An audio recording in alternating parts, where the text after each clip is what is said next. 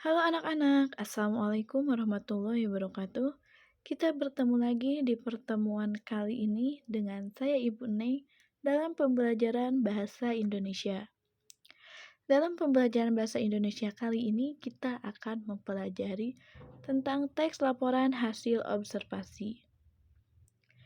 Yang disebut dengan teks laporan hasil observasi yaitu teks yang menggambarkan bentuk, ciri, atau sifat umum benda, makhluk hidup, atau peristiwa yang terjadi di alam semesta.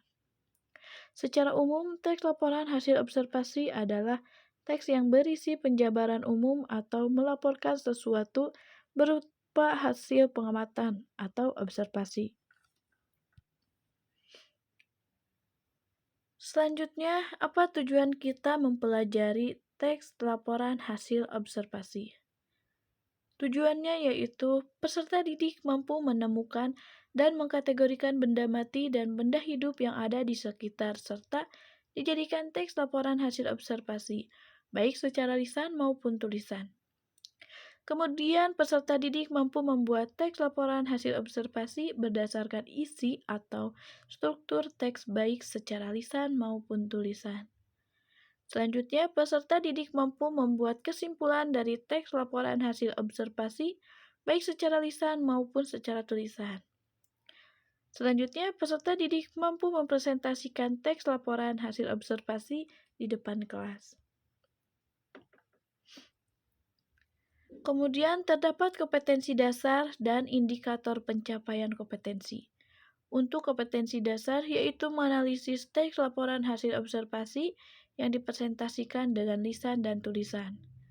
Selanjutnya, menginterpretasi isi teks laporan hasil observasi berdasarkan interpretasi baik secara lisan maupun tulisan. Selanjutnya, untuk indikator pencapaian kompetensi, yaitu menemukan benda mati dan benda hidup yang ada di sekitar untuk dijadikan laporan hasil observasi.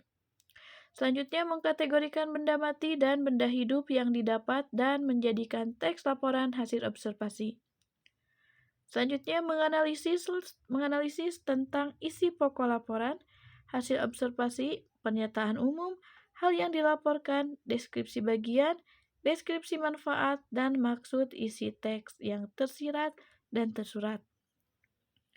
Selanjutnya, mempresentasikan dan menanggapi teks laporan hasil dari observasi. Selanjutnya, tujuan menulis teks laporan hasil observasi yaitu untuk menyampaikan hasil dari pengamatan. Karenanya, teks ini harus ditulis berdasarkan fakta-fakta yang dijelaskan secara terperinci. Kemudian di sini terdapat ciri-ciri teks laporan hasil observasi. Ciri-ciri teks laporan hasil observasi yang membedakannya dengan teks lain yaitu bersifat global dan universal. Kemudian lebih menekankan pada pengelompokan berbagai hal ke dalam jenis-jenis sesuai dengan ciri-ciri setiap jenis pada umumnya. Selanjutnya, teks laporan berkaitan dengan hubungan berjenjang antara sebuah kelas dengan subkelas yang ada di dalamnya.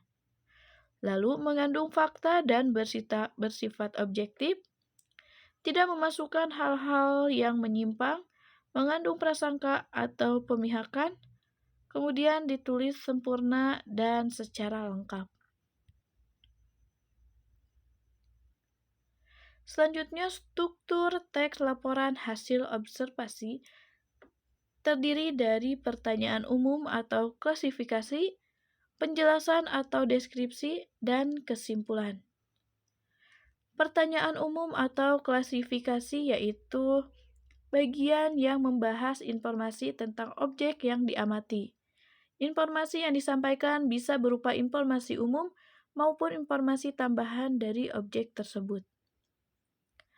Lalu penjelasan atau deskripsi merupakan bagian yang mengandung isi, rincian, pembahasan, dan penjelasan lebih dalam tentang objek yang telah diamati. Selanjutnya untuk kesimpulan, kesimpulan merupakan bagian akhir dari teks laporan hasil observasi. Sesuai dengan namanya, bagian ini menerangkan kesimpulan atau ringkasan umum dari objek yang diamati.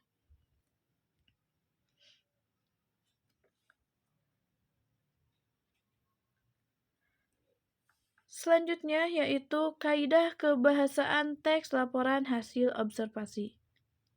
Untuk yang pertama yaitu penggunaan verba atau kata kerja. Penggunaan verba atau kata kerja adalah kata-kata yang menyatakan suatu tindakan.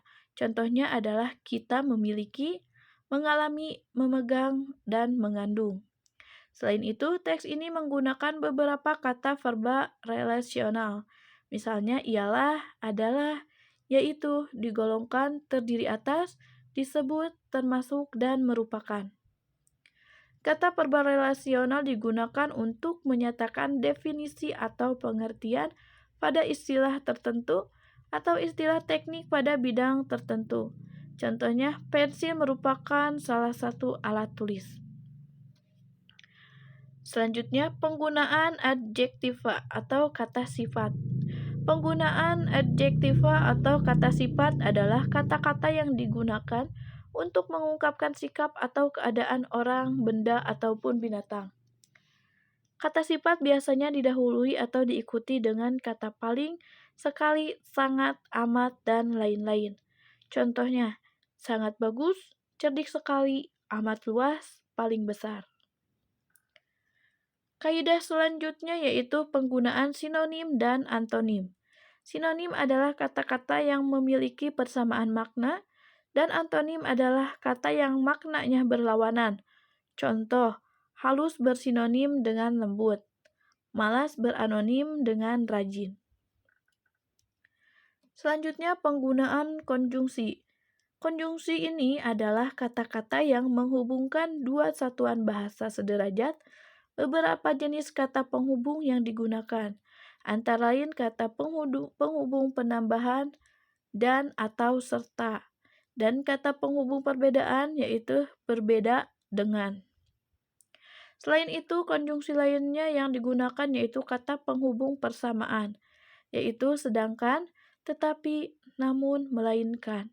Sementara itu, dan kata penghubung pilihan atau.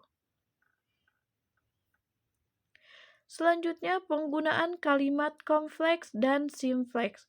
Kalimat kompleks adalah kalimat yang mempunyai lebih dari satu verba atau satu predikat.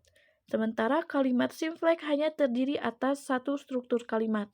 Contohnya yaitu, kupu-kupu termasuk ke dalam kingdom Animalia, yaitu kingdom yang anggotanya terdiri atas berbagai macam hewan.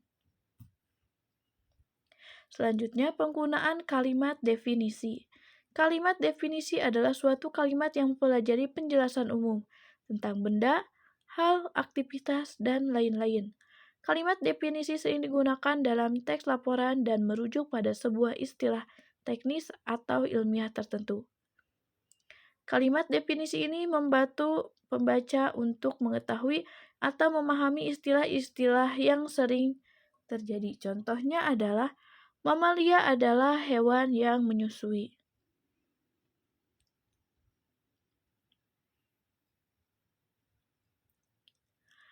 Sekian untuk pertemuan kali ini. Semoga dengan mempelajari teks laporan hasil observasi bermanfaat untuk kalian dan dapat memahaminya supaya kalian dapat mempelajarinya lebih lanjut. Sampai jumpa lagi di pertemuan selanjutnya dan terima kasih sudah menonton video pembelajaran ini. Wassalamualaikum warahmatullahi wabarakatuh.